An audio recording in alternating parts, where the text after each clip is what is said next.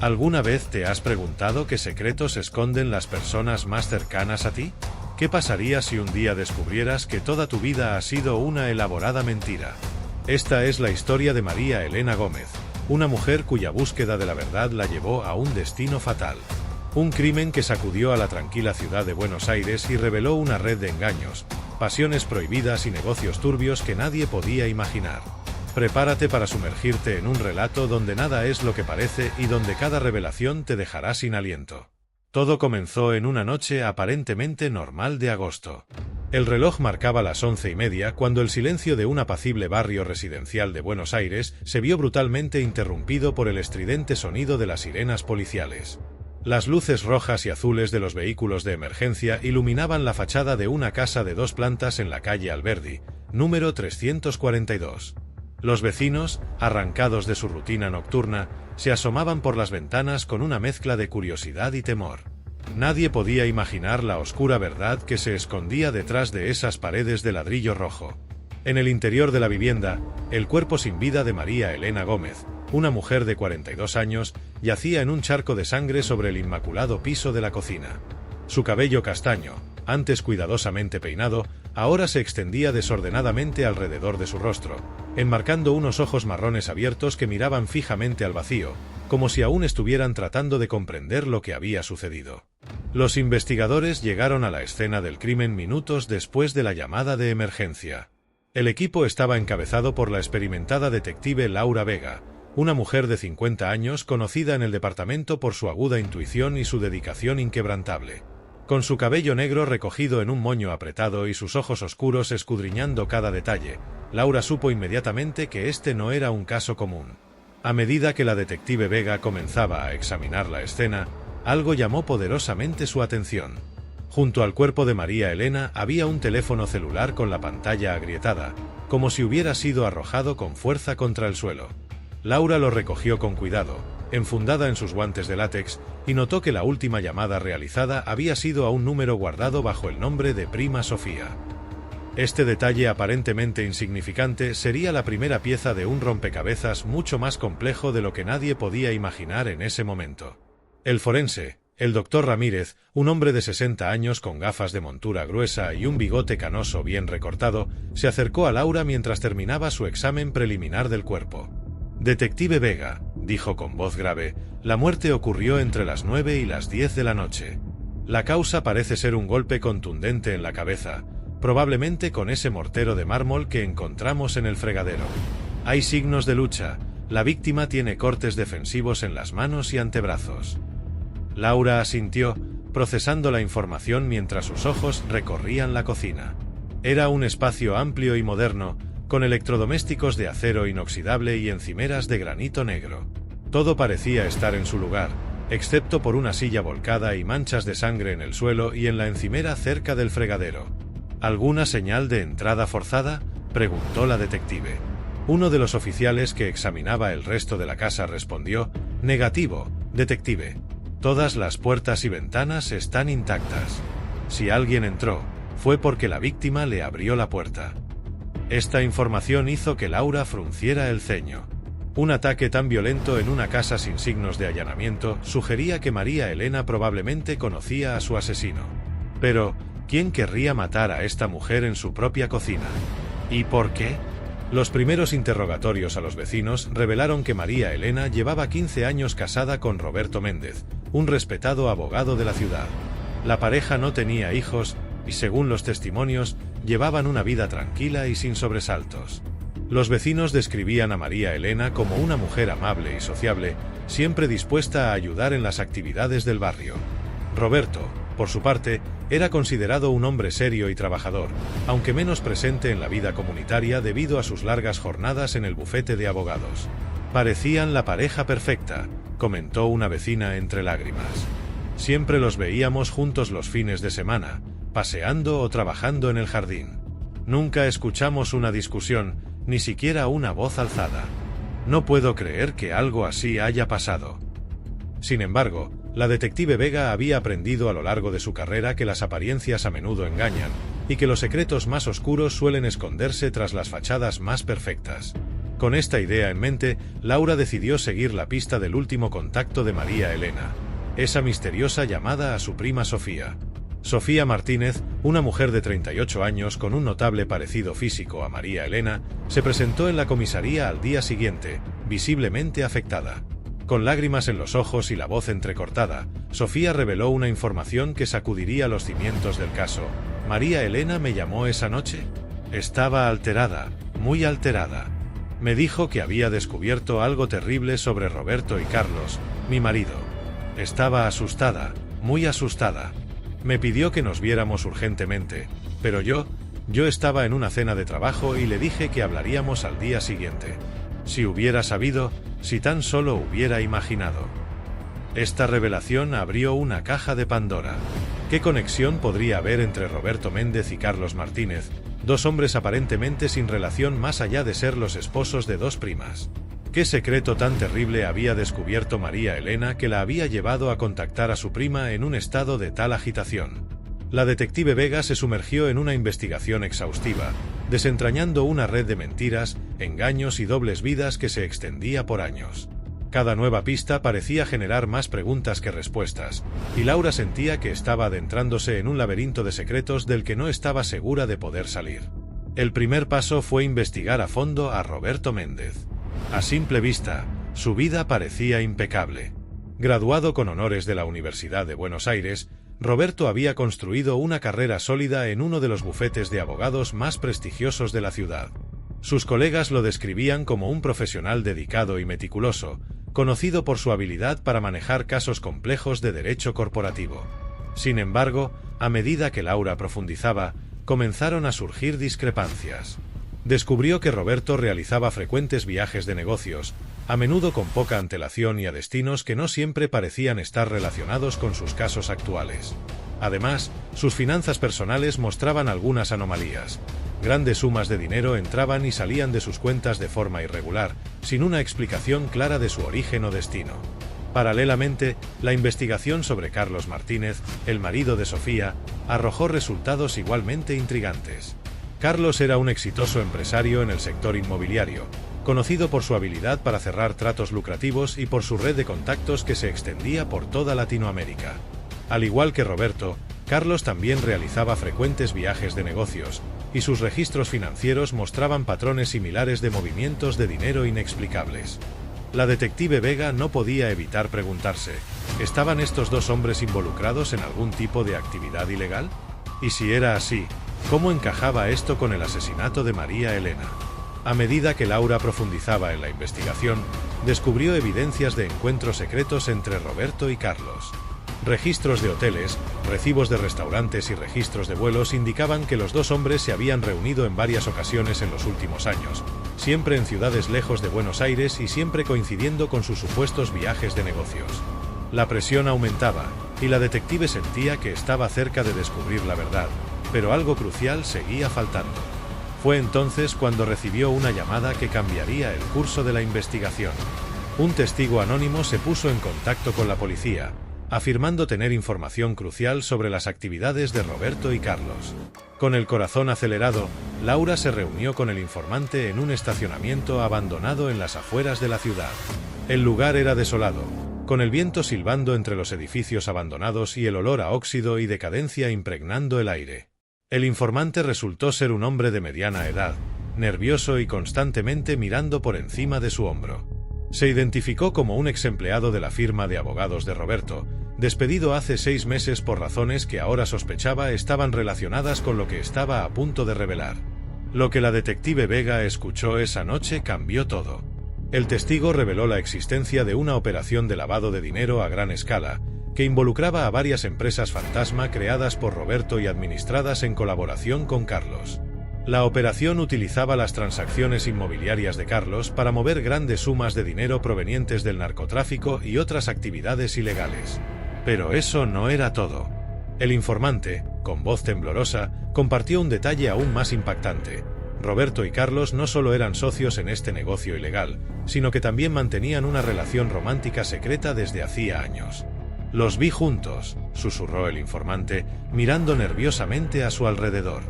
«En una de las propiedades que supuestamente estaba en venta». No estaban discutiendo negocios, detective. Estaban íntimos. Muy íntimos. Esta revelación golpeó a Laura como un puñetazo en el estómago. De repente, todas las piezas empezaban a encajar. Los viajes frecuentes, las transacciones financieras sospechosas, los encuentros secretos. María Elena había descubierto la verdad sobre la doble vida de su esposo, tanto en lo profesional como en lo personal, y eso le había costado la vida. Armada con esta información explosiva, Laura regresó a la comisaría para reorganizar la investigación. Ahora tenía un motivo claro para el asesinato. María Elena había descubierto no solo las actividades ilegales de su esposo, sino también su relación secreta con Carlos. Era una amenaza que Roberto y Carlos no podían permitirse. La detective Vega organizó un operativo para detener a Roberto y Carlos. La captura fue tensa y dramática. Los dos hombres, alertados de alguna manera sobre la inminente detención, intentaron huir del país en un jet privado desde un pequeño aeropuerto en las afueras de la ciudad. El equipo de Laura llegó justo cuando el avión se preparaba para despegar. Con las sirenas aullando y los neumáticos chirriando, los vehículos policiales rodearon la pista. Laura, con el corazón latiendo con fuerza, salió de su auto con el arma en alto. Roberto Méndez. Carlos Martínez. Están rodeados. Salgan con las manos en alto, gritó a través de un megáfono. Por un momento tenso, pareció que los sospechosos podrían intentar despegar de todos modos. El motor del avión rugía, y Laura podía ver movimiento en la cabina. Pero finalmente, después de lo que pareció una eternidad, la puerta del avión se abrió lentamente. Roberto salió primero, con las manos levantadas y una expresión de derrota en su rostro. Carlos lo siguió momentos después, pareciendo más enojado que resignado. Cuando los oficiales los esposaron, Laura notó cómo los dos hombres intercambiaron una mirada cargada de emociones. Miedo, arrepentimiento, sorprendentemente, un destello de algo que solo podía describirse como amor. Durante los interrogatorios que siguieron, la verdad salió a la luz en toda su crudeza. Roberto, enfrentado a la evidencia abrumadora y la perspectiva de una larga sentencia, fue el primero en quebrarse. «Nunca quise que esto pasara», confesó entre lágrimas. María Elena, ella no debía descubrirlo. Llegué a casa esa noche y ella me estaba esperando en la cocina. Tenía mi teléfono en la mano, había visto los mensajes entre Carlos y yo. Empezó a gritar, a decir que lo sabía todo, que iba a denunciarnos. Entré en pánico, vi el mortero en la encimera y... Roberto reveló que su relación con Carlos había comenzado hace 7 años, durante un viaje de negocios a Río de Janeiro. Lo que empezó como una aventura casual pronto se convirtió en algo más profundo. Pero ambos estaban casados, tenían carreras exitosas y reputaciones que mantener. Decidieron mantener su relación en secreto, utilizando sus frecuentes viajes de negocios como cobertura para sus encuentros. La confesión de Roberto dejó a Laura atónita. A pesar de sus años de experiencia, nunca dejaba de sorprenderse por las profundidades de engaño y dolor que las personas podían infligirse mutuamente. El lavado de dinero, eso vino después, continuó Roberto, con la voz quebrada por el remordimiento. Un cliente del bufete nos hizo una oferta que no pudimos rechazar. Era tanto dinero. Pensamos que podríamos hacerlo solo por un tiempo, ahorrar lo suficiente para empezar una nueva vida juntos. Pero una vez que empezamos, no pudimos parar. Cada vez eran sumas más grandes, operaciones más complejas. Nos estábamos ahogando en nuestras propias mentiras. Carlos, por su parte, se mantuvo inicialmente más reservado durante el interrogatorio. Sin embargo, cuando se le informó de la confesión de Roberto, su fachada de dureza se desmoronó. «Lo amo», dijo simplemente, con los ojos llenos de lágrimas. «Lo he amado durante años. Nunca quisimos lastimar a nadie, especialmente a María Elena. Ella era una buena mujer. No se merecía esto». A medida que los interrogatorios continuaban, Laura y su equipo pudieron reconstruir los eventos que llevaron al fatídico día del asesinato. María Elena había comenzado a sospechar de los frecuentes viajes de Roberto y sus largas horas de trabajo.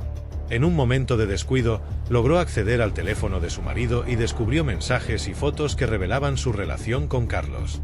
Decidida a confrontar a Roberto, María Elena lo esperó en la cocina aquella noche. La discusión escaló rápidamente. Roberto, presa del pánico ante la amenaza de que todo su mundo cuidadosamente construido se derrumbara, actuó por impulso. El golpe con el mortero de mármol fue rápido y brutal. En cuestión de segundos, María Elena yacía inmóvil en el suelo de la cocina. Llamé a Carlos inmediatamente después, confesó Roberto. Estaba en shock. No sabía qué hacer. Carlos me dijo que me calmara, que él se encargaría de todo. Me hizo limpiar la escena lo mejor que pude y luego salir de la casa. Él se ocuparía de hacer parecer que había sido un robo que salió mal. Sin embargo, el plan improvisado de Carlos nunca llegó a realizarse. La llamada de María Elena a su prima Sofía y el rápido descubrimiento del cuerpo frustraron cualquier intento de encubrir el crimen. A medida que la investigación se desarrollaba, salieron a la luz más detalles sobre la extensa operación de lavado de dinero. Laura y su equipo descubrieron una red compleja de empresas fantasma, cuentas bancarias offshore y propiedades utilizadas para mover millones de dólares provenientes de carteles de droga y otras organizaciones criminales. El caso generó un escándalo mediático sin precedentes. Los titulares de los periódicos y los noticieros no hablaban de otra cosa: abogado de élite y empresario inmobiliario, amantes secretos y lavadores de dinero. La historia de amor prohibido, crimen organizado y un asesinato brutal capturó la atención de todo el país. El juicio que siguió fue uno de los más seguidos en la historia reciente de Argentina. La sala del tribunal estaba llena cada día, con periodistas y espectadores ansiosos por cada nuevo detalle escandaloso que pudiera surgir. Roberto Méndez y Carlos Martínez se sentaron lado a lado en el banquillo de los acusados, sus trajes caros contrastando con las esposas en sus muñecas. A lo largo del proceso, intercambiaban miradas cargadas de emociones contradictorias: amor, culpa, miedo por el futuro que les esperaba. La fiscalía presentó un caso sólido, respaldado por la montaña de evidencia recopilada por la detective Vega y su equipo. Los testimonios de expertos financieros detallaron la complejidad y el alcance de la operación de lavado de dinero. Antiguos empleados de Roberto y Carlos testificaron sobre comportamientos sospechosos y reuniones secretas. Pero fue el testimonio de Sofía, la prima de María Elena, el que captó la atención de todos. Con lágrimas en los ojos, Sofía relató la última llamada que recibió de su prima. Estaba tan asustada, dijo Sofía, su voz apenas un susurro en la silenciosa sala del tribunal. Me dijo que había descubierto algo terrible, algo que cambiaría nuestras vidas para siempre. Ahora sé que se refería a la aventura de Roberto y Carlos y a sus negocios ilegales. Si tan solo hubiera ido a verla esa noche, tal vez aún estaría viva. El testimonio de Sofía no solo proporcionó un contexto emocional al caso, sino que también estableció claramente el motivo del asesinato. María Elena había descubierto la verdad y representaba una amenaza para la elaborada red de mentiras que Roberto y Carlos habían construido. A medida que el juicio avanzaba, se hizo evidente que Roberto y Carlos enfrentaban no solo cargos por el asesinato de María Elena, sino también por una larga lista de delitos financieros. La evidencia de sus actividades de lavado de dinero era abrumadora, y las ramificaciones del caso se extendían mucho más allá de sus acciones individuales. Los abogados defensores hicieron lo que pudieron, argumentando que el asesinato no había sido premeditado y que sus clientes habían sido arrastrados al mundo del crimen organizado por circunstancias fuera de su control. Pero frente a la montaña de evidencia y las propias confesiones de los acusados, sus argumentos sonaban huecos. Después de semanas de testimonios y argumentos, llegó el momento del veredicto. La tensión en la sala del tribunal era palpable mientras el juez se preparaba para anunciar la decisión. En el caso del pueblo contra Roberto Méndez y Carlos Martínez, comenzó el juez, su voz resonando en la sala silenciosa, este tribunal los encuentra culpables de todos los cargos. Un murmullo recorrió la sala. Roberto cerró los ojos, como si el peso de sus acciones finalmente lo hubiera alcanzado. Carlos, por su parte, mantuvo la mirada fija en el juez, su rostro una máscara de resignación. El juez continuó: Roberto Méndez, por el asesinato en segundo grado de María Elena Gómez, y por los múltiples cargos de lavado de dinero y asociación ilícita, se le condena a 30 años de prisión sin posibilidad de libertad condicional. Hubo un jadeo colectivo en la sala. El juez se volvió hacia Carlos. Carlos Martínez, aunque no fue directamente responsable del asesinato de María Elena Gómez, su participación en el encubrimiento del crimen y su papel central en la operación de lavado de dinero no pueden ser ignorados. Se le condena a 20 años de prisión, con posibilidad de libertad condicional después de 15 años. Mientras los alguaciles se acercaban para llevarse a los condenados, Roberto y Carlos intercambiaron una última mirada. En ese breve momento, pareció que toda su historia, con sus secretos, pasiones y crímenes, pasó entre ellos. La detective Laura Vega observaba desde el fondo de la sala del tribunal. Había resuelto el caso, pero el sabor amargo de la tragedia persistía. Una mujer inocente había perdido la vida por atreverse a descubrir la verdad, y dos familias quedaron destruidas por secretos y mentiras. En los meses siguientes, el caso de María Elena Gómez se convirtió en un tema de intenso debate público. Documentales, libros y hasta una serie de televisión se produjeron, todos tratando de entender cómo dos hombres respetados en sus campos habían caído en una espiral de engaños y crimen. Para la detective Vega, el caso dejó una marca indeleble. Aunque había resuelto muchos casos difíciles a lo largo de su carrera, este le había mostrado cuán frágil podía ser la fachada de normalidad y cuán destructivos podían ser los secretos cuando finalmente salían a la luz. Laura se encontró reflexionando a menudo sobre María Elena, una mujer cuya vida había sido arrebatada simplemente por buscar la verdad. Se preguntaba qué habría pasado si María Elena hubiera reaccionado de manera diferente al descubrir la infidelidad de Roberto, si hubiera habido una manera de evitar el trágico desenlace. El caso también tuvo ramificaciones más amplias. La investigación sobre la red de lavado de dinero llevó a la detención de varios miembros de carteles de droga y a la exposición de corrupción en altos niveles del gobierno y el sector financiero. Fue un recordatorio de cómo un solo acto de violencia podía desentrañar una red mucho más grande de crimen y corrupción. Para Sofía, la prima de María Elena, los acontecimientos fueron especialmente devastadores. No solo había perdido a su prima y mejor amiga, sino que también tuvo que enfrentar la traición de su propio marido. En los meses siguientes al juicio, Sofía se convirtió en una voz prominente en la lucha contra la violencia doméstica y la corrupción, utilizando su dolorosa experiencia para ayudar a otros. El bufete de abogados donde trabajaba Roberto se vio obligado a cerrar, su reputación irreparablemente dañada por la asociación con el crimen. Muchos de sus colegas, aunque no estaban involucrados en las actividades ilegales, vieron sus carreras afectadas por la sombra de la sospecha. En cuanto a Roberto y Carlos, su historia de amor prohibido y crimen llegó a un final amargo en las celdas separadas de una prisión de máxima seguridad. Los hombres que una vez soñaron con una vida juntos ahora enfrentaban décadas de separación, sus vidas definidas por los muros de concreto que los rodeaban y el peso de sus acciones. La historia de María Elena, Roberto y Carlos quedó grabada en la memoria colectiva como un trágico ejemplo de cómo la verdad, por dolorosa que sea, siempre encuentra una forma de salir a la luz. Y en las calles de Buenos Aires, la vida continuaba, con nuevos secretos formándose y antiguos misterios esperando ser revelados. Para la detective Laura Vega, el caso de María Elena Gómez sería siempre un recordatorio de la complejidad del corazón humano y de las consecuencias devastadoras que pueden tener nuestras elecciones. Mientras cerraba el archivo del caso y lo colocaba en el estante de casos resueltos, Laura sabía que las lecciones aprendidas de esta tragedia la acompañarían durante el resto de su carrera. Y así, en una ciudad que nunca duerme, donde los secretos se esconden detrás de cada puerta y en cada corazón, la detective Vega se preparaba para su próximo caso, sabiendo que por cada misterio resuelto, surgirían otros 10, en el eterno baile entre la verdad y el engaño, el amor y la traición, la justicia y el crimen. Pero el caso de María Elena Gómez estaba lejos de terminar en la mente colectiva de Buenos Aires. En los meses y años siguientes, la historia continuó desarrollándose, revelando capas adicionales de complejidad y consecuencias de largo alcance que nadie hubiera podido prever. Un año después del juicio, un periodista de investigación llamado Javier Morales comenzó a indagar más profundamente en el pasado de Roberto Méndez y Carlos Martínez.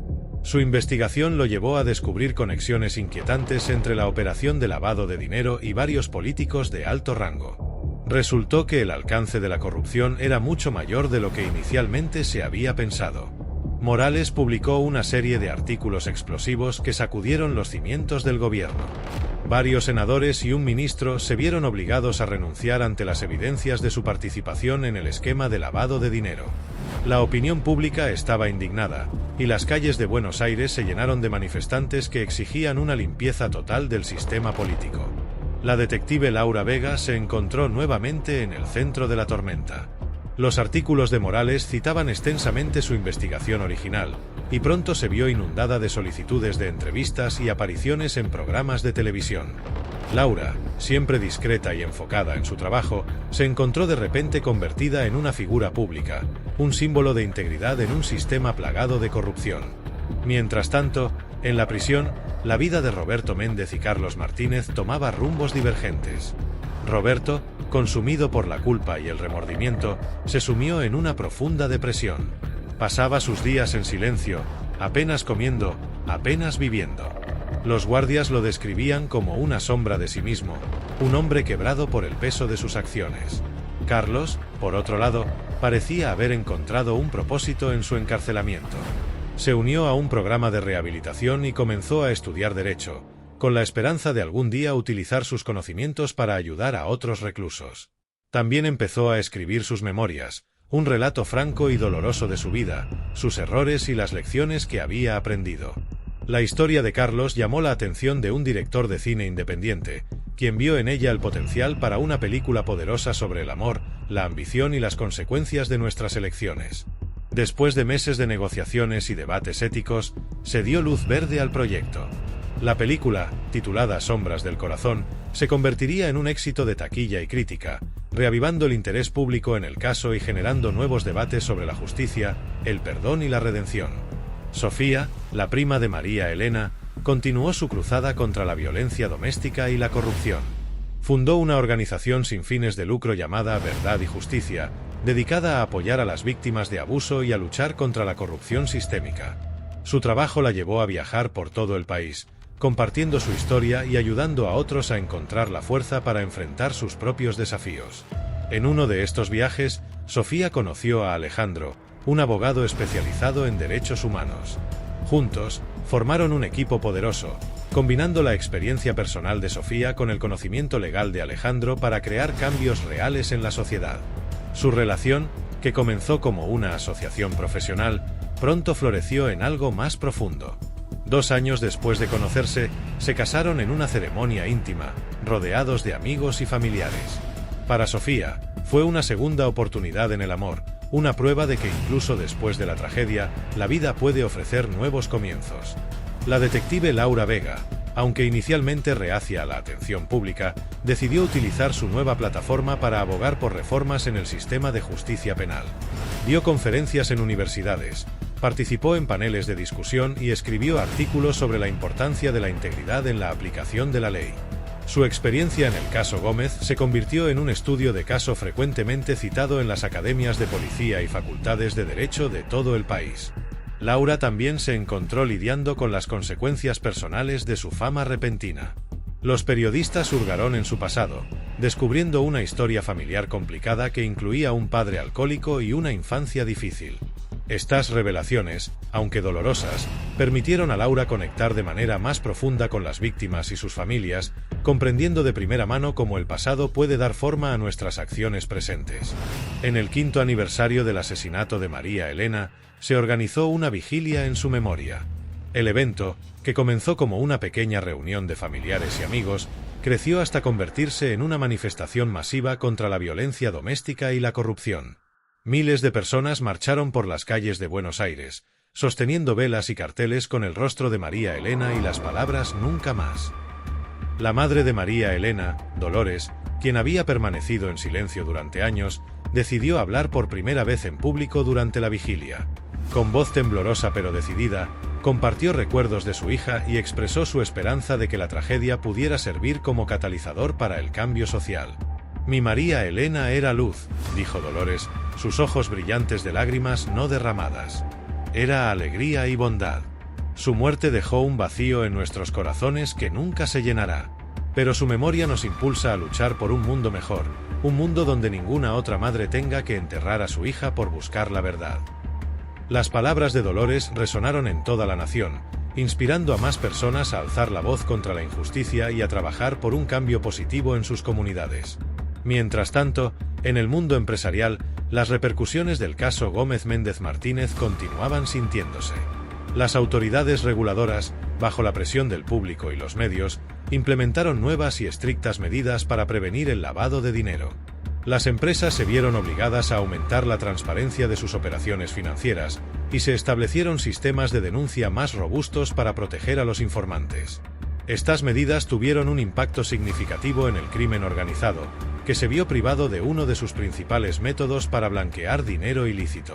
Los carteles de drogas y otras organizaciones criminales se vieron obligados a buscar nuevas rutas y métodos, lo que a su vez llevó a un aumento en las operaciones de la policía y una serie de detenciones de alto perfil. En el ámbito legal, el caso Gómez se convirtió en un hito jurídico, citado frecuentemente en casos relacionados con lavado de dinero, asesinato y corrupción.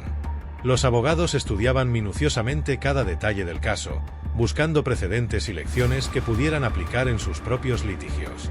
La historia también tuvo un impacto duradero en la cultura popular. Además de la película Sombras del Corazón, inspiró una serie de televisión, varios libros y hasta una obra de teatro. Cada nueva interpretación añadía capas de complejidad a la narrativa, explorando diferentes ángulos y perspectivas de los eventos. Una de las producciones más controversiales fue un documental titulado El precio de la verdad, que se centró en la vida de María Elena antes de su muerte. El documental pintaba un retrato íntimo de una mujer que sospechaba que algo andaba mal en su matrimonio mucho antes de descubrir la verdad, pero que luchaba con el miedo y la incertidumbre de enfrentar esa realidad. El documental incluyó entrevistas con amigos cercanos y familiares de María Elena, quienes compartieron anécdotas y reflexiones que arrojaron nueva luz sobre su personalidad y sus luchas internas. Una amiga recordó una conversación en la que María Elena había expresado su deseo de tener hijos, y como Roberto siempre encontraba excusas para posponerlo. Otro amigo habló de cómo María Elena había comenzado a tomar clases de fotografía como una forma de llenar el vacío que sentía en su vida. Estas revelaciones generaron un nuevo debate público sobre las señales de advertencia en las relaciones abusivas y la importancia de la comunicación y la honestidad en el matrimonio. Grupos de apoyo y líneas de ayuda informaron un aumento en las llamadas de personas que buscaban consejos sobre sus propias relaciones problemáticas. En la prisión, el impacto del documental fue profundo. Roberto Méndez, que había estado sumido en una depresión durante años, finalmente accedió a ver el precio de la verdad. La experiencia fue devastadora para él, enfrentándolo por primera vez con la realidad completa del dolor que había causado. Impulsado por esta epifanía, Roberto comenzó a escribir cartas. Primero a la familia de María Elena, pidiendo perdón aunque sabía que probablemente nunca sería perdonado. Luego a Sofía, expresando su remordimiento por el dolor que le había causado a ella y a su familia. Finalmente, a Carlos, en una carta dolorosa y honesta que exploraba su relación, sus errores compartidos y el futuro que habían perdido. Carlos, quien había mantenido una correspondencia regular con Roberto durante su encarcelamiento, encontró esta última carta particularmente difícil de leer. Marcaba un punto de inflexión en su relación, un reconocimiento mutuo de que el amor que una vez compartieron estaba irrevocablemente manchado por sus acciones. En respuesta, Carlos escribió su propia carta, no solo a Roberto sino también a la familia de María Elena. En ella, ofreció un relato detallado de los eventos que llevaron al asesinato y su papel en el encubrimiento. Aunque sabía que esta confesión podría tener consecuencias legales para él, sentía que era lo mínimo que podía hacer para honrar la memoria de María Elena y ofrecer algo de cierre a su familia. La carta de Carlos llegó a manos de la detective Laura Vega, quien la leyó con una mezcla de emociones encontradas. Por un lado, proporcionaba respuestas a preguntas que habían permanecido sin resolver durante años. Por otro, reabrió heridas que apenas habían comenzado a sanar. Después de mucha deliberación, Laura decidió compartir la carta con la familia de María Elena, específicamente con Dolores, su madre. El encuentro entre Laura y Dolores fue emotivo y catártico. Dolores leyó la carta en silencio, sus manos temblando ligeramente mientras pasaba las páginas. Cuando terminó, levantó la mirada hacia Laura, sus ojos llenos de una mezcla de dolor y algo que podría interpretarse como el comienzo de la aceptación. «Gracias», dijo simplemente, su voz apenas un susurro. «Gracias por no olvidar a mi hija, por seguir buscando la verdad incluso después de todos estos años». Laura, conmovida por la fuerza y la dignidad de esta mujer que había soportado tanto, tomó las manos de Dolores entre las suyas. María Elena merecía justicia, dijo. Y usted merece paz. Espero que esta carta pueda ayudar de alguna manera. La carta de Carlos también tuvo consecuencias legales. Aunque ya estaba cumpliendo una sentencia por su papel en el lavado de dinero y el encubrimiento del asesinato, la confesión detallada de su participación llevó a una revisión de su caso. Después de una serie de audiencias, su sentencia fue extendida en 5 años adicionales. Sorprendentemente, Carlos aceptó la sentencia extendida con una calma que asombró a muchos. En una breve declaración a la prensa, dijo: «Acepto esta sentencia como parte de mi camino hacia la redención. No puedo cambiar el pasado, pero puedo asumir la responsabilidad de mis acciones y tratar de ser una mejor persona en el futuro». Mientras tanto, la vida de Sofía había tomado un giro inesperado. Su organización Verdad y Justicia había crecido hasta convertirse en una fuerza formidable en la lucha contra la corrupción y la violencia doméstica. Inspirada por su trabajo, Sofía decidió dar un paso más allá y presentarse como candidata al Congreso Nacional. Su campaña se centró en la reforma del sistema de justicia, la protección de las víctimas de violencia doméstica y la lucha contra la corrupción en todos los niveles del gobierno. Utilizó su historia personal y la de María Elena como ejemplos poderosos de por qué el cambio era necesario y urgente. La campaña de Sofía captó la atención nacional, con muchos viéndola como un símbolo de esperanza y cambio en un sistema político desacreditado. Sin embargo, también enfrentó una feroz oposición de aquellos que se sentían amenazados por su mensaje de transparencia y rendición de cuentas. En medio de su campaña, Sofía recibió una carta inesperada. Era de Roberto Méndez. Con manos temblorosas, abrió el sobre y comenzó a leer. La carta era una confesión completa, un pedido de perdón y un ofrecimiento de proporcionar información sobre otros involucrados en la red de corrupción que aún no habían sido descubiertos. Sofía se debatió sobre qué hacer con esta información. Por un lado, podría ser una herramienta poderosa en su lucha contra la corrupción. Por otro, utilizar la información proporcionada por el hombre responsable de la muerte de su prima le parecía una traición a la memoria de María Elena. Después de días de reflexión y discusiones con su esposo Alejandro, Sofía tomó una decisión. Entregó la carta a las autoridades, pero se negó a utilizarla en su campaña. En una conferencia de prensa, explicó su decisión. «He recibido información que podría ser útil en nuestra lucha contra la corrupción. He entregado esta información a las autoridades competentes para que la investiguen. Sin embargo, no utilizaré esta información en mi campaña. Creo que la política debe basarse en principios y propuestas, no en escándalos y venganzas. Mi compromiso es con la verdad y la justicia, pero también con la integridad y la transparencia en el proceso político». La decisión de Sofía generó reacciones mixtas.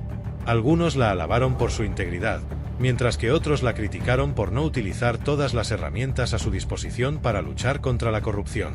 Sin embargo, su honestidad y transparencia resonaron con muchos votantes, y su popularidad continuó creciendo. Mientras tanto, la detective Laura Vega se encontraba en una encrucijada en su carrera. Después de años de servicio dedicado, le habían ofrecido un puesto de alto rango en la división de crimen organizado. Era una oportunidad para efectuar cambios a un nivel más amplio, pero también significaría menos trabajo de campo, algo que Laura siempre había amado. Mientras consideraba la oferta, Laura recibió una llamada inesperada. Era de la Universidad de Buenos Aires.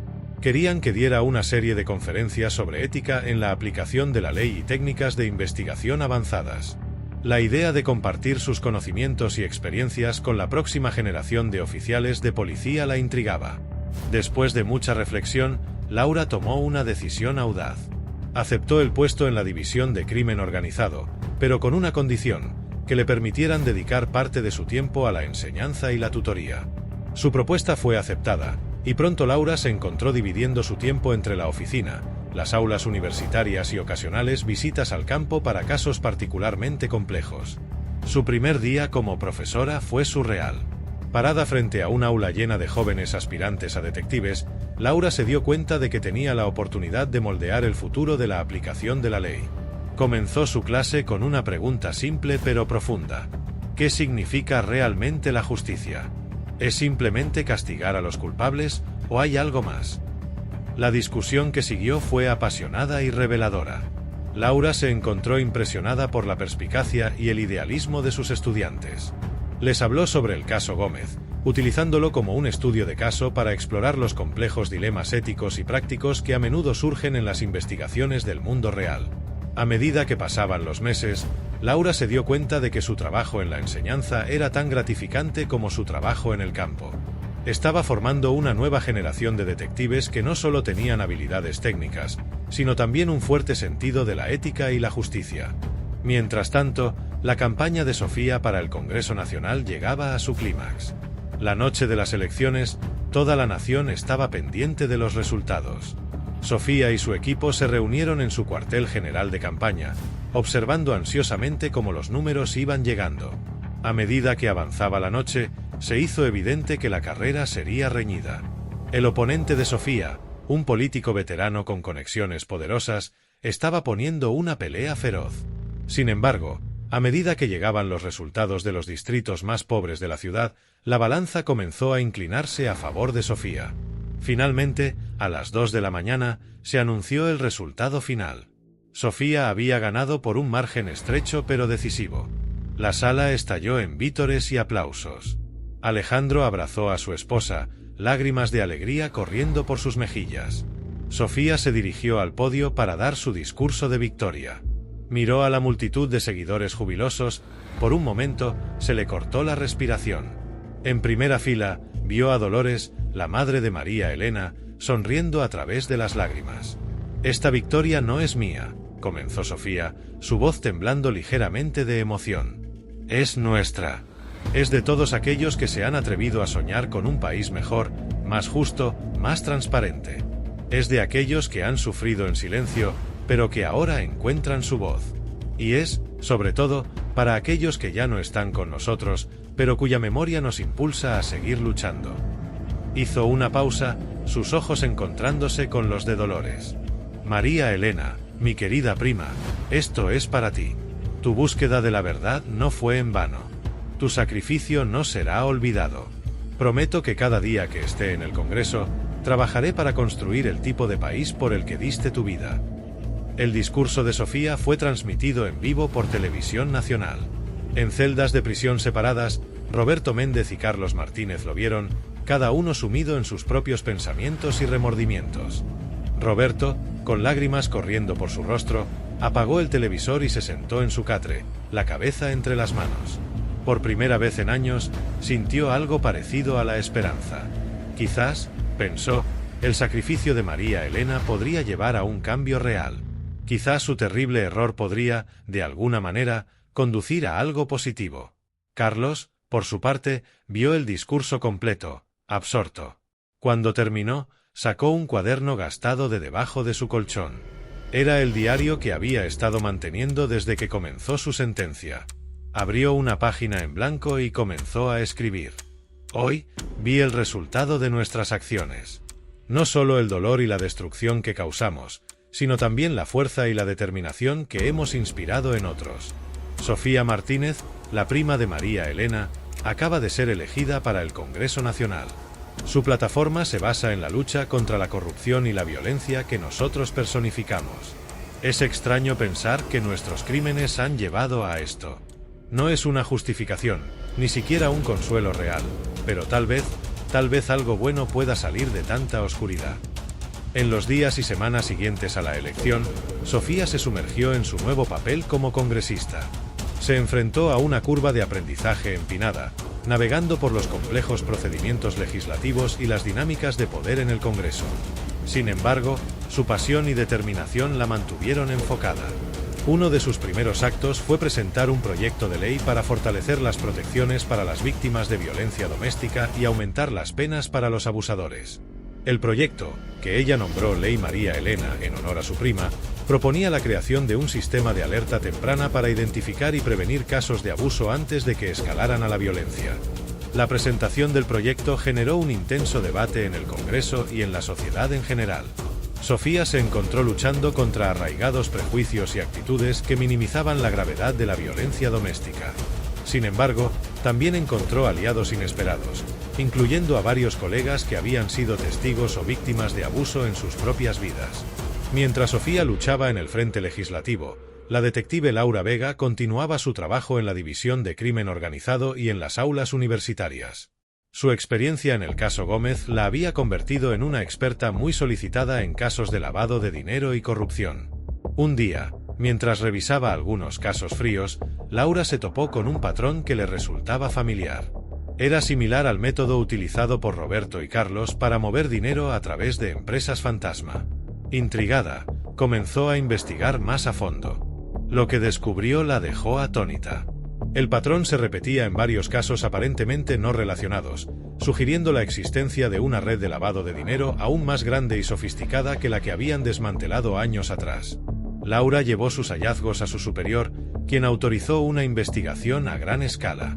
Pronto, Laura se encontró liderando un equipo de investigadores, utilizando técnicas de análisis de datos avanzadas para mapear la compleja red de transacciones y conexiones.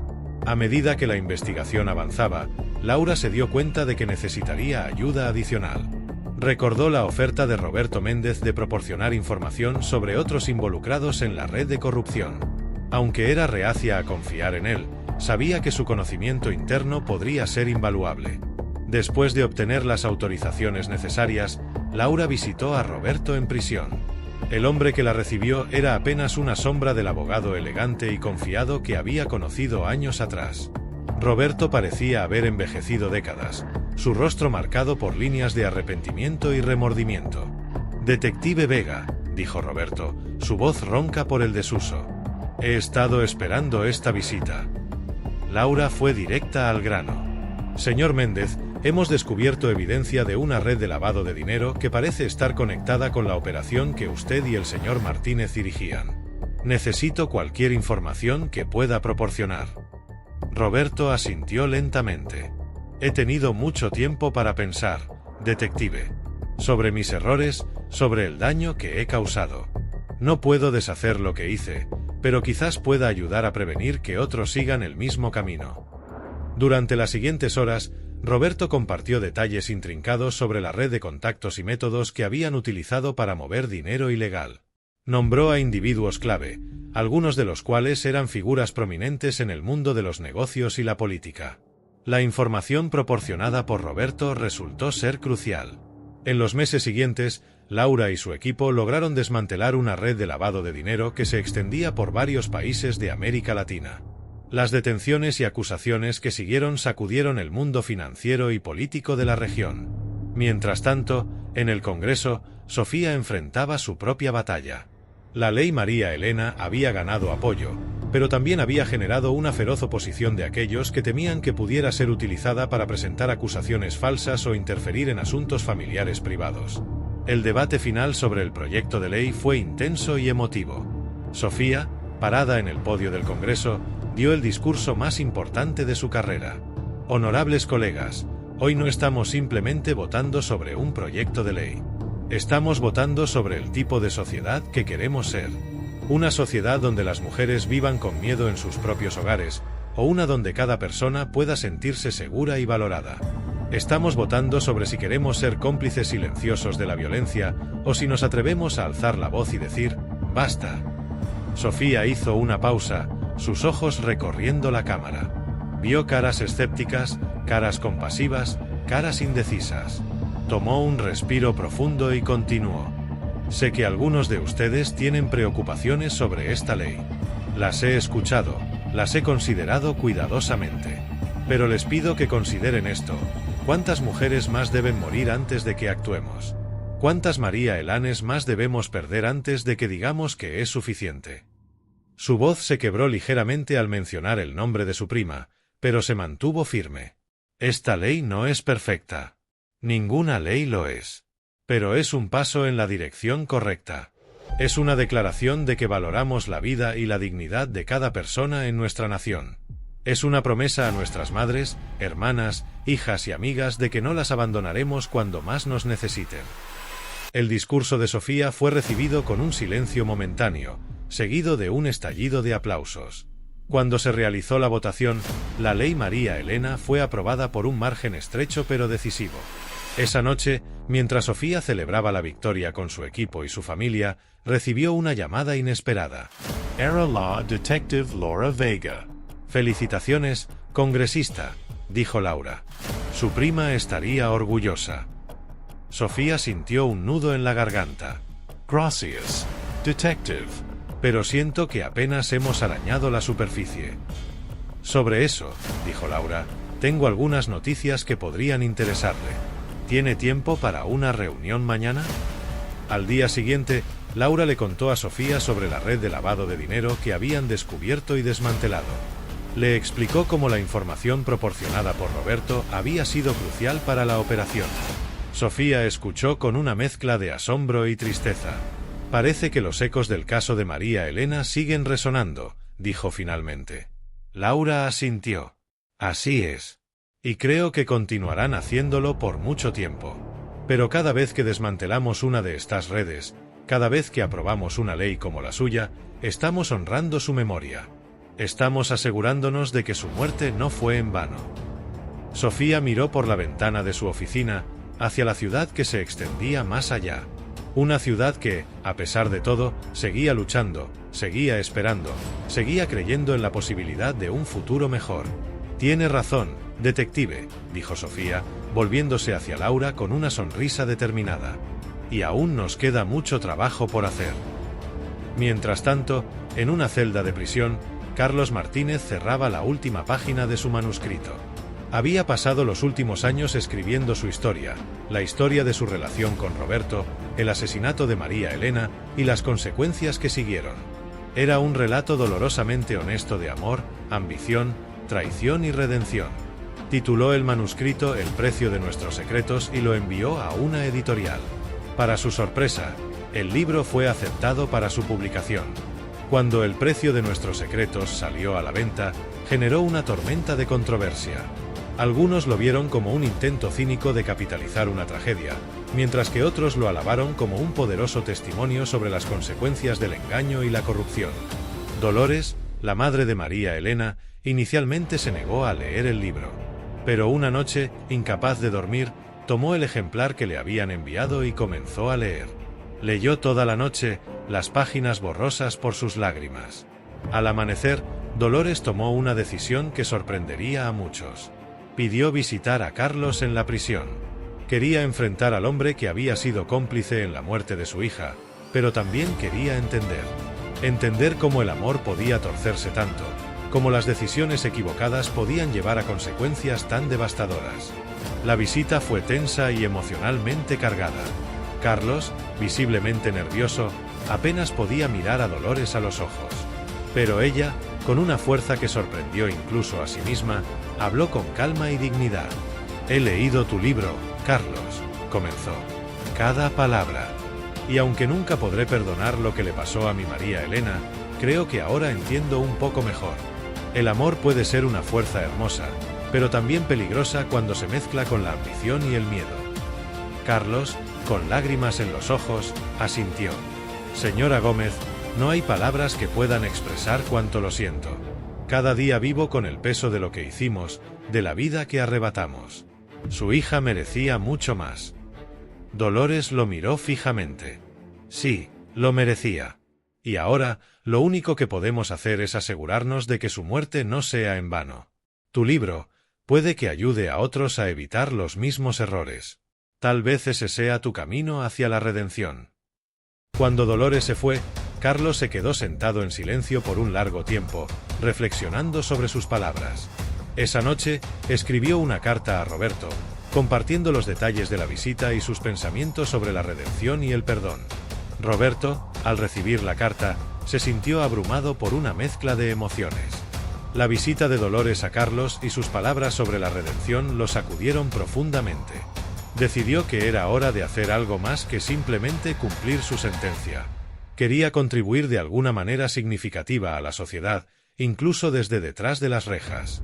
Con la ayuda de su abogado, Roberto se puso en contacto con varias universidades y organizaciones anticorrupción.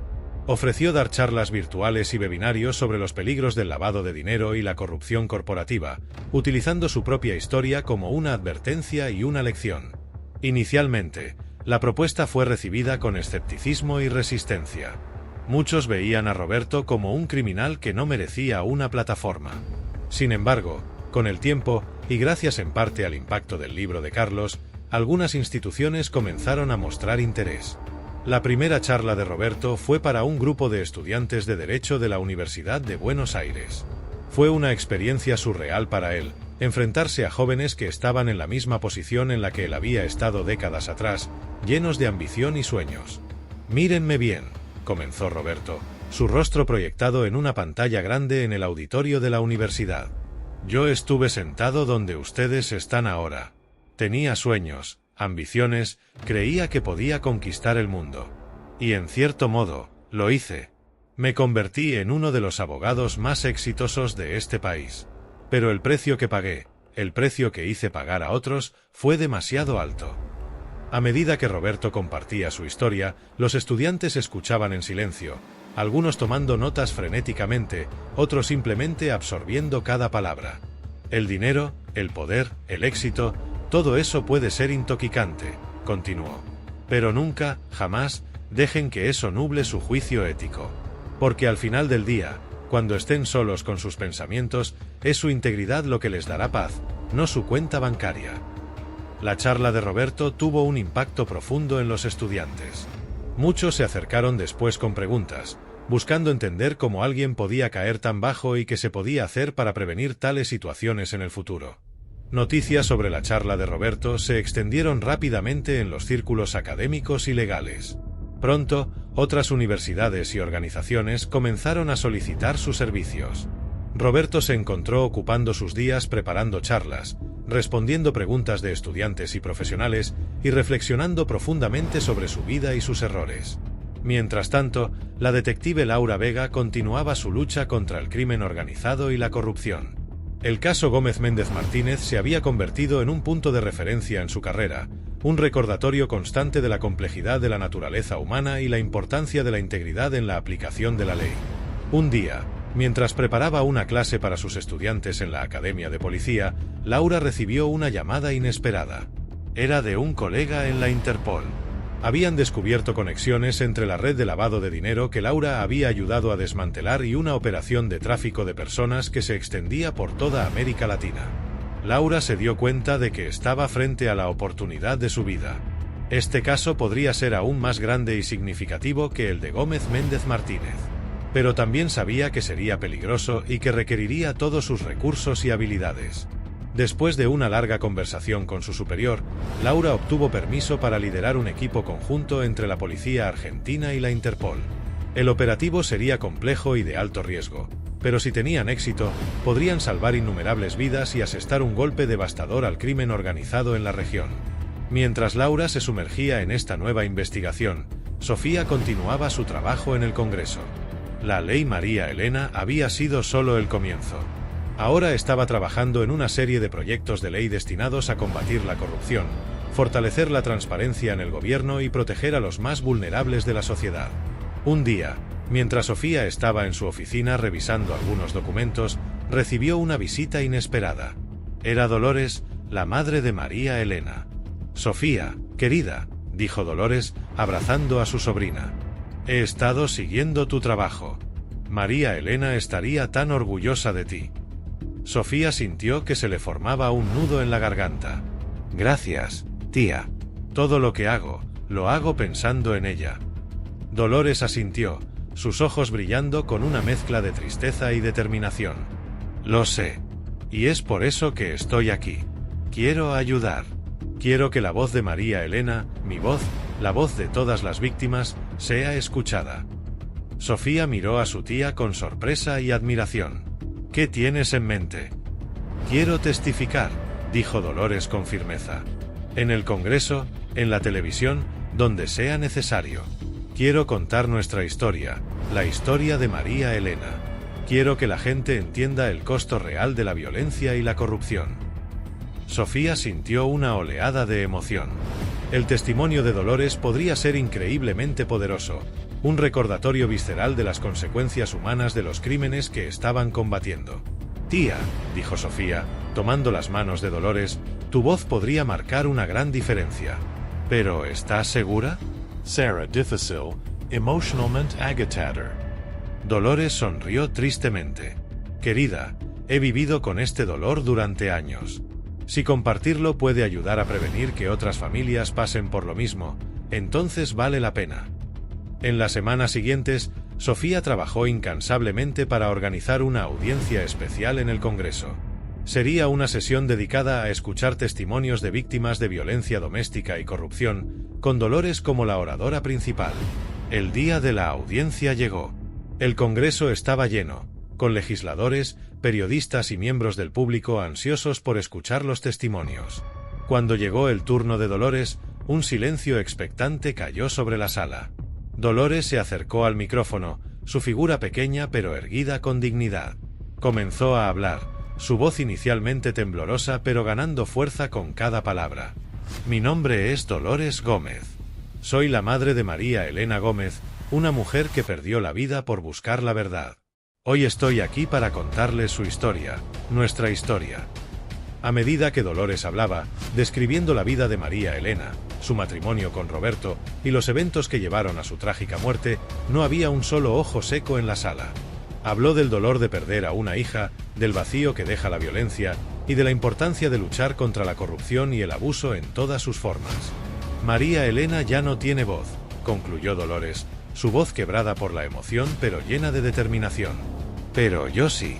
Todos nosotros la tenemos. Y debemos usarla. Por María Elena. Por todas las víctimas. Por un futuro donde ninguna madre tenga que estar aquí, contando la historia de cómo perdió a su hija. Cuando Dolores terminó, la sala estalló en un aplauso ensordecedor. Legisladores de todos los partidos se pusieron de pie, conmovidos por su testimonio. Sofía, con lágrimas corriendo por sus mejillas, abrazó a su tía, sintiendo una mezcla de dolor y orgullo. El testimonio de Dolores tuvo un impacto inmediato y duradero. Los medios lo transmitieron en vivo y pronto se volvió viral en las redes sociales. La historia de María Elena, contada por su madre, tocó una fibra sensible en la sociedad argentina y más allá. En los días siguientes, Sofía notó un cambio en la atmósfera del Congreso. Colegas que antes habían sido escépticos sobre sus propuestas ahora se acercaban, ofreciendo su apoyo. El testimonio de Dolores había puesto un rostro humano a los problemas que estaban tratando de abordar, haciendo que el costo de la inacción fuera dolorosamente claro. Mientras tanto, en la prisión, Roberto y Carlos vieron la transmisión del testimonio de Dolores. Para ambos, fue una experiencia profundamente conmovedora y perturbadora. Roberto, en particular, se sintió devastado. Ver el dolor en el rostro de Dolores, escuchar el impacto duradero de sus acciones, lo golpeó de una manera que nada más lo había hecho. Esa noche, escribió una carta a Dolores, una carta que nunca enviaría pero que necesitaba escribir. Señora Gómez. No hay palabras que puedan expresar adecuadamente mi remordimiento y mi vergüenza. Vi su testimonio hoy, y cada palabra fue como un cuchillo en mi corazón. El dolor que he causado, el vacío que he creado en su vida y en la vida de tantos otros, es imperdonable. No busco su perdón. No lo merezco. Pero quiero que sepa que su testimonio, su fuerza, su amor por María Elena, no caerán en oídos sordos. Continuaré haciendo todo lo que pueda, desde aquí, para educar a otros sobre los peligros de la corrupción y la codicia. Es poco, lo sé, comparado con lo que he tomado. Pero es todo lo que puedo ofrecer. María Elena merecía mucho más. Usted merece mucho más. Lo siento tanto. Roberto nunca envió la carta, pero el acto de escribirla marcó un punto de inflexión en su vida. A partir de ese momento, se dedicó con renovado vigor a sus charlas y webinarios, determinado a usar cada oportunidad para prevenir que otros siguieran su camino. Carlos, por su parte, se sintió inspirado para ampliar el alcance de su libro. Comenzó a trabajar en una serie de ensayos que exploraban más profundamente los temas de la corrupción, el amor y la redención. Estos ensayos, publicados en varios periódicos y revistas, generaron un debate nacional sobre la naturaleza del crimen de cuello blanco y sus consecuencias en la sociedad. Mientras tanto, la investigación de Laura Vega sobre la red de tráfico de personas estaba dando frutos. Después de meses de trabajo encubierto, vigilancia y análisis de datos, Su equipo estaba listo para realizar una serie de redadas coordinadas en varios países de América Latina. La operación fue masiva y peligrosa. Laura se encontró en el centro de la acción, liderando un equipo de agentes en la redada de un almacén en las afueras de Buenos Aires que se creía era un punto clave en la red de tráfico. Cuando los agentes irrumpieron en el almacén, se encontraron con una escena desgarradora. Docenas de personas, muchas de ellas jóvenes mujeres y niños, estaban retenidas en condiciones inhumanas. La visión sacudió a Laura hasta el centro, recordándole por qué había elegido esta carrera en primer lugar. A medida que los equipos médicos y de apoyo llegaban para atender a las víctimas, Laura supervisó la detención de varios miembros clave de la organización criminal. Fue una victoria significativa, pero Laura sabía que era solo el comienzo. La red era vasta y compleja, y desmantelarla completamente llevaría tiempo y recursos. En los días siguientes, mientras los detalles de la operación se hacían públicos, Laura se encontró nuevamente en el centro de la atención mediática. Esta vez, sin embargo, estaba preparada. Utilizó la plataforma para hablar no solo sobre los detalles del caso, sino también sobre las causas subyacentes del tráfico de personas y la necesidad de una respuesta global coordinada. Sofía vio las noticias sobre la operación con una mezcla de admiración y determinación renovada. Se dio cuenta de que su trabajo en el Congreso y el de Laura en el campo de la aplicación de la ley eran dos caras de la misma moneda. Necesitaban trabajar juntas, la legislación y la aplicación de la ley, para crear un cambio real y duradero. Inspirada por esto, Sofía propuso la creación de un grupo de trabajo especial en el Congreso, dedicado a abordar el tráfico de personas y los crímenes relacionados. Invitó a Laura a testificar ante el comité, brindando su experiencia de primera mano para informar la legislación futura. Mientras Laura se preparaba para su testimonio, reflexionó sobre el camino que la había llevado hasta allí. Desde el caso de María Elena hasta esta última operación, había visto lo peor de la humanidad, pero también había sido testigo de una increíble resiliencia y determinación para hacer lo correcto. El día de su testimonio, Laura se paró frente al comité del Congreso, su uniforme impecable, su postura firme. Miró a los legisladores reunidos, vio a Sofía entre ellos, y comenzó a hablar. Honorables miembros del Congreso, estoy aquí hoy para compartir con ustedes la dura realidad del tráfico de personas en nuestro país y en toda América Latina. Lo que hemos descubierto en nuestra reciente operación es solo la punta del iceberg de un problema mucho más grande y sistémico. Laura procedió a detallar los hallazgos de la investigación, describiendo la compleja red de corrupción, lavado de dinero y explotación que hacía posible el tráfico de personas. Habló de las víctimas que habían rescatado, de sus historias de desesperación y esperanza. Pero no estoy aquí solo para pintar un cuadro sombrío, continuó Laura. Estoy aquí para decirles que podemos hacer algo al respecto. Con la legislación adecuada, con recursos dedicados y con una cooperación internacional sólida, podemos combatir este flagelo. Su testimonio fue poderoso y conmovedor. Los legisladores escucharon con atención, muchos visiblemente afectados por las historias que Laura compartía. Cuando terminó, hubo un momento de silencio antes de que estallaran las preguntas. Sofía observó con orgullo cómo Laura manejaba cada pregunta con competencia y pasión. Vio en ella a una aliada poderosa en la lucha por la justicia, alguien que entendía tanto los aspectos prácticos como los humanos del problema. Después de la sesión, Sofía se acercó a Laura. Detective Vega, su testimonio fue increíble. Creo que ha abierto los ojos de muchos aquí hoy. Laura sonrió cansadamente. Gracias, congresista. Pero el trabajo duro comienza ahora. Necesitamos convertir esta conciencia en acción. Estoy de acuerdo, dijo Sofía. De hecho, me preguntaba si estaría dispuesta a trabajar más de cerca con nuestro comité. Su experiencia sería invaluable en la redacción de nueva legislación. Laura asintió. Sería un honor. Creo que juntas podemos hacer una diferencia real. En los meses siguientes, Laura y Sofía trabajaron incansablemente, cada una en su campo, pero colaborando estrechamente. La legislación propuesta por Sofía, informada por la experiencia de Laura, comenzó a tomar forma. Proponía medidas más estrictas contra el tráfico de personas, mayores recursos para las fuerzas del orden y mejor protección y apoyo para las víctimas. Mientras tanto, el impacto del caso Gómez Méndez Martínez continuaba resonando.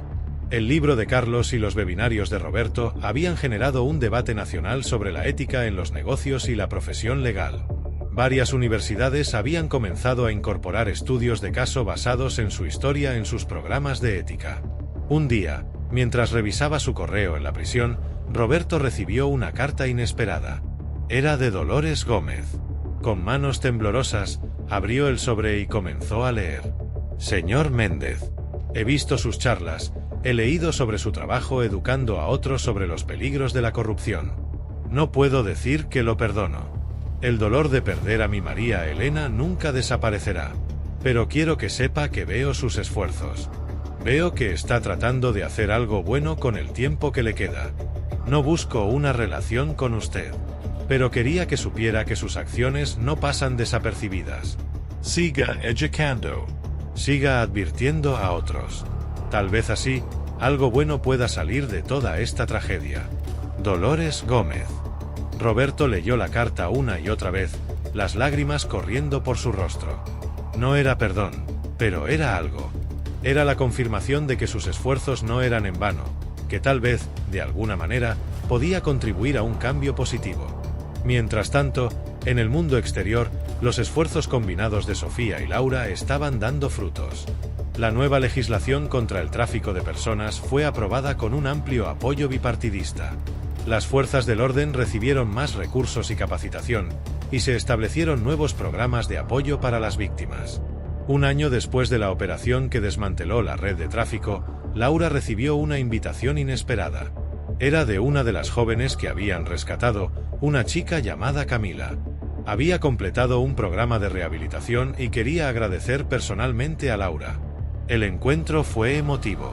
Camila, ahora trabajando como consejera para otras víctimas de tráfico, abrazó a Laura con lágrimas en los ojos.